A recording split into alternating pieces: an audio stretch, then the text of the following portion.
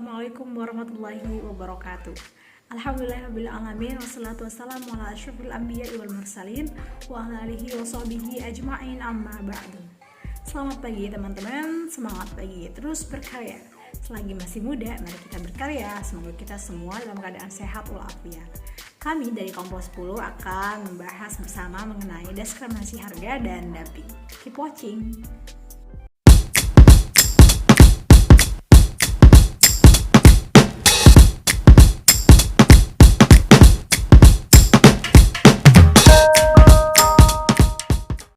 Assalamualaikum warahmatullahi wabarakatuh. Saya Lira Eka Novianti, NIM 049. Di sini saya akan memaparkan tentang diskriminasi harga internasional. Diskriminasi harga merupakan strategi mikroekonomi yang banyak dijalankan oleh para produsen. Menurut literatur ekonomi, bahwasanya diskriminasi merupakan harga terjadi ketika produk atau jasa yang sama dijual kepada segmen konsumen yang berbeda pada harga yang berbeda. Dalam diskriminasi harga terdapat 3 tingkatan menurut Kotler dan Keller, yaitu tingkatan pertama, penjual menetapkan harga terpisah untuk masing-masing konsumen tergantung dengan intensitas persaingannya. Yang kedua, penjual menetapkan harga lebih rendah kepada pembeli yang membeli dalam jumlah lebih besar. Dan yang ketiga, penjual menetapkan harga berbeda kepada kelompok berbeda dari pembeli. Selanjutnya, terdapat dalam rangka mengimplementasikan diskriminasi harga dalam pasar, terdapat beberapa asumsi yang harus diikuti, yaitu pasar harus segmentasi dengan baik dan masing-masing tersebut harus menunjukkan intensitas permintaan yang berbeda. Yang kedua, anggota dalam segmen harga rendah harus tidak bisa menjual kembali barang kepada segmen harga tinggi. Yang ketiga, pesaing tidak bisa menjual dengan harga lebih rendah dalam segmen harga tinggi perusahaan. Yang keempat, biaya segmentasi dan kebijakan pasar tidak boleh melebihi pendapatan ekstra dari diskriminasi harga. Dan yang kelima, dalam praktek diskriminasi tidak boleh merugikan konsumen dan harus legal.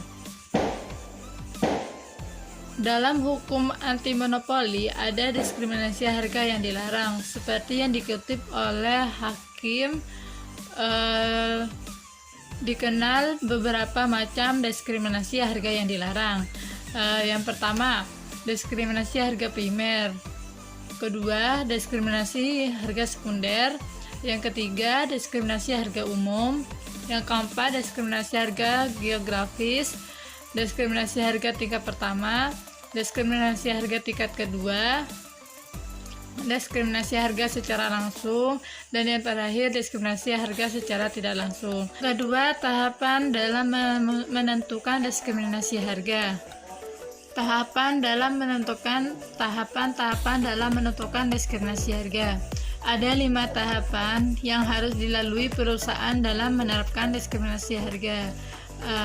Yang pertama, menyelesaikan target market.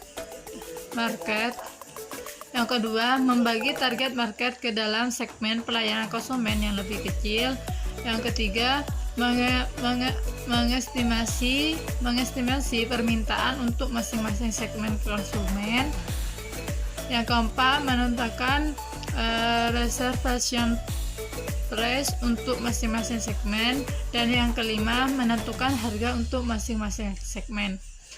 Hey, kembali lagi dengan saya Drotul Hikmah. Nah, di sini saya akan membahas terkait jenis-jenis diskriminasi harga.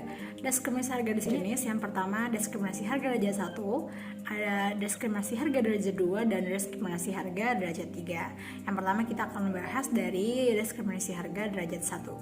Oke, yang pertama diskriminasi harga derajat 1. Pada first degree price discrimination atau disebut dengan FPD, di harga ditetapkan berbeda untuk setiap jumlah unit produk atau setiap konsumen, dan harga yang ditetapkan itu persis sama dengan harga maksimum yang konsumen bersedia untuk membayarnya, atau bisa disebut dengan willing to pay.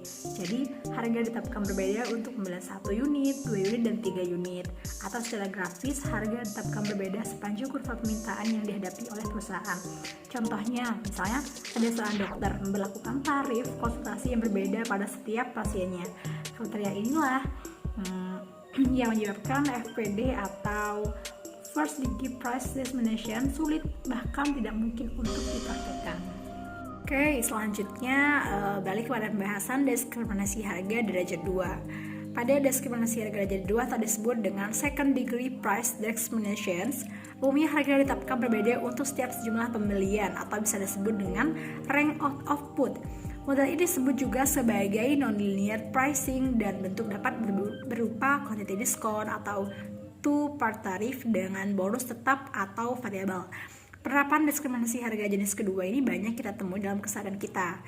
Seperti contohnya ketika kita membeli baju di grosir dengan harga satu potong yaitu 100.000, tetapi jika kita membeli satu lusin harganya atau potongannya menjadi 75.000, dan bila kita membeli 2 lusin potongannya semakin banyak yakni 60.000.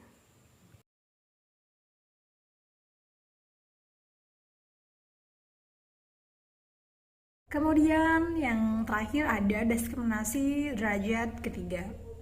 Diskriminasi derajat ketiga ini atau bisa disebut dengan third price discrimination atau disebut dengan TPD, merupakan bentuk diskriminasi harga yang paling umum ditemukan, yaitu ketika perusahaan menggunakan pasar atau konsumen menjadi 2 atau lebih, atau disebut dengan submarket. Misalnya penerbit internasional menetapkan harga buku test soft cover yang lebih murah daripada harga hardcover. Produsen juga dapat menempuh strategi dumping, yaitu menetapkan harga yang lebih mahal untuk pasar domestik dibandingkan dengan pasar internasional atau disebut dengan ekspor. Perusahaan penerbangan juga sering melakukan diskriminasi harga, yaitu menetapkan harga lebih murah bagi calon penumpang yang memesan tiket minimal 1 hari sebelum dengan yang membeli langsung pada akhir-akhir pemberangkatan. Sekian dari saya, kurang lebihnya mohon maaf. Wassalamualaikum warahmatullahi wabarakatuh. Di sini saya akan menjelaskan tentang dumping. Untuk dumping itu sendiri merupakan tindakan curang dalam perdagangan internasional yang dapat mengakibatkan kerugian pada pihak-pihak tertentu. Hal tersebut dikarenakan diskriminasi harga, di mana harga ekspor barang sejenis lebih rendah daripada pasar domestik. Secara umum, dumping dapat dianggap sebagai produk yang diperdagangkan dari suatu negara ke negara lain kurang dari nilai normal produk. Dumping dilarang karena dapat menyebabkan kerugian atau dapat mengganggu pembentukan industri domestik pada negara tujuan ekspor. Selanjutnya, ada 3 kategori menurut para ahli ekonomi dalam istilah dumping. Yang pertama ada dumping sporadis, yang mana di sini dumping sporadis adalah dumping yang dilakukan dengan menjual barang pada pasar luar negeri pada jangka waktu yang pendek dengan harga di bawah harga dalam negeri negara pengekspor atau biaya produksi barang hal tersebut. Yang kedua ada dumping persisten, yang mana dumpingnya menetap. Dumping persisten adalah penjualan pada pasar luar negeri dengan harga di bawah harga domestik atau biaya produksi yang dilakukan secara menetap dan terus-menerus yang merupakan kelanjutan dari penjualan barang yang dilakukan sebelumnya. Dan yang ketiga ada dumping predatory, yang mana dumping predatory terjadi apabila perusahaan untuk sementara waktu membuat diskriminasi harga sehubungan dengan adanya para pembeli asing. Jadi, diskriminasi itu untuk menghilangkan persaingan-persaingannya dan kemudian menaikkan lagi harga barang-barangnya setelah persaingan tidak ada lagi. Lalu selanjutnya ada 5 tipe dumping yang dilihat dari tujuan eksportir, ketentuan pasar, dan struktur para impor, yaitu yang pertama ada market expansion dumping, dan yang kedua ada cyclical dumping, dan yang ketiga state trending dumping, yang keempat strategic dumping, dan yang kelima ada predatory dumping. Dan selanjutnya ada dampak dari dumping itu sendiri.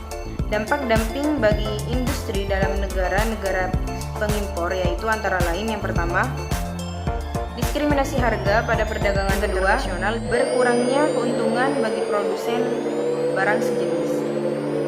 Ketiga, dampak terhadap proses diskriminasi harga terjadi secara horizontal atau vertikal. Ya, mungkin saja apa yang bisa kami sampaikan. Kurang lebihnya mohon maaf. Semoga ilmu yang kita dapat menjadi ilmu yang barokah dan bermanfaat. Amin. Thank you. Wassalamualaikum warahmatullahi wabarakatuh.